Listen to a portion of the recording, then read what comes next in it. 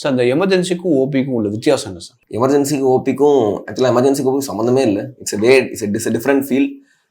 ஓபின்னு பார்த்தீங்க அப்படின்னா patient stable, vital ஸ்டேபிளாக இருக்குது, பேஷண்ட் கான்சியஸாக நடந்து வராங்க, ஒரு தொந்தரவும் பெருசாக கம்ப்ளைண்ட் பண்ணல பேஷண்ட்டுக்கு, சிம்டம்ஸ் ஆரம்பிச்சு ஒரு 1 or 2 days தான் இருக்குது. So patient is stable, patient ஸ்டேபிளாக இருக்காங்க, ஜிசிஎஸ் நல்லா இருக்குது, பிபி நல்லா இருக்குது, ஹார்ட் ரேட் நல்லா இருக்குது, சேச்சுரேஷன் நல்லா இருக்குது அப்படின்னா patient can be treated as OP.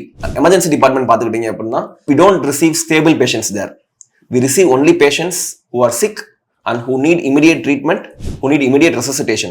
So emergency department பொறுத்த வரைக்கும் we have a triage and divide the patients as 3 categories: red zone, green zone and yellow zone. So depending upon the severity we'll allot the patients. Red zone பார்த்துக்கிட்டீங்க அப்படின்னா it's a high risk case. So ஒரு heart attack, ஒரு மூச்சு திணறல், இல்லை ஒரு விஷக்கடிப்பு, poison, ஒரு பாம்பு கடி, ஸோ ஒரு மாதிரி ஒரு ஹை ரிஸ்க் கேஸ் எல்லாமே ஜோன் ரெட்ல வச்சிருப்போம். So we categorize the case and give the treatment based upon the priority and severity. பேசிக்காக சொல்ல போனோம்னா எமர்ஜென்சி டிபார்ட்மெண்ட் பொறுத்த வரைக்கும் we triage the patient based upon the severity of the case and then we treat accordingly. And emergency department we receive mostly நம்ம receive பண்ற case பார்த்தீங்க அப்படின்னா it needs an immediate action, immediate resuscitation தேவைப்படுது, உடனே பார்க்கணும், உடனே பார்க்காட்டி உயிருக்கு ஆபத்தாகும். So அது மாதிரி தான் எமர்ஜென்சி டிபார்ட்மெண்ட். ஸோ அந்த கோல்டன் ஹவர்ஸ்னா வந்து ஒரு பாமர மக்களுக்கு வந்து ஒரு அந்த கோல்டன் ஹவர்ஸோட வேர்டிங்க நல்லா இருக்கு. இது வந்து ஹாஸ்பிட்டலில் அதை எப்படி சார் யூஸ் பண்ணுவோம்? கோல்டன் ஹவர்ஸ் இப்போ பார்த்தீங்கன்னா ஒரு விபத்து, ஒரு ஆக்சிடென்ட் நடக்குது அப்படின்னா அந்த ஆக்சிடென்ட் நடந்ததுலேருந்து அடுத்த ஒரு 1 மணி நேரம், அந்த 1 மணி நேரம்ன்றது ரொம்ப ரொம்ப முக்கியமானது. எதனால அப்படின்னா அந்த விபத்து நடந்த ஒரு மணி நேரத்துக்கு நம்ம பாடி காம்பன்சேட் பண்ணி ரொம்ப மோசமாகாமல் கொஞ்சம் பார்த்துக்கும். ஸோ அந்த 1 hourன்றது ரொம்ப ரொம்ப குரூஷியல். ஸோ அந்த 1 hourக்குள்ள பேஷண்ட் நம்ம ஹாஸ்பிட்டல் கூட்டிட்டு வந்துட்டாங்க அப்படின்னா மார்டாலிட்டி ரேட் ரொம்ப கம்மியாகும், உயிர் போகிற ரேட் ரொம்ப கம்மியாகும். ஸோ அந்த 1 hourல நம்ம ட்ரீட்மெண்ட் வேகமாக ஸ்டார்ட் பண்ணிட்டோம் அப்படின்னா patient has high chance of recovery. So இந்த ஹாஸ்பிட்டலில் எமர்ஜென்சி அண்ட் ஐசியூவில் வந்து பாமர மக்களும் வருவாங்க, அவரேஜ் பீப்புளும் வருவாங்க. ஆனால் அதில் வந்து பார்த்தீங்கன்னா அட்மிட் ஆகிறதுக்கு 10,000 அந்த மாதிரி ரொம்ப ஹெவியான காஸ்ட்டாக இருக்குது சார். இதில் இந்த கான்செப்ட்ல வந்து சார் என்ன சொல்ல விரும்புறீங்க சார்?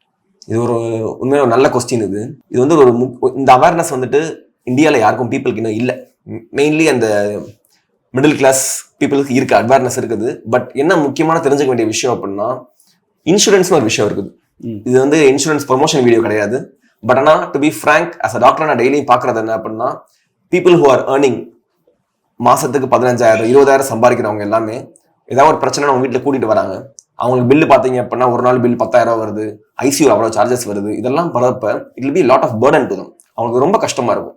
ஏன்னா நீங்கள் பார்த்தீங்கன்னா அவங்களோட ஒரு 5 வருஷம் சேவிங்ஸ் எல்லாம் எடுத்து மொத்தமாக ஹாஸ்பிட்டலில் ஒரு இல்னஸ் வந்துச்சு அப்படின்னா எல்லா சேவிங்ஸுமே போயிருது.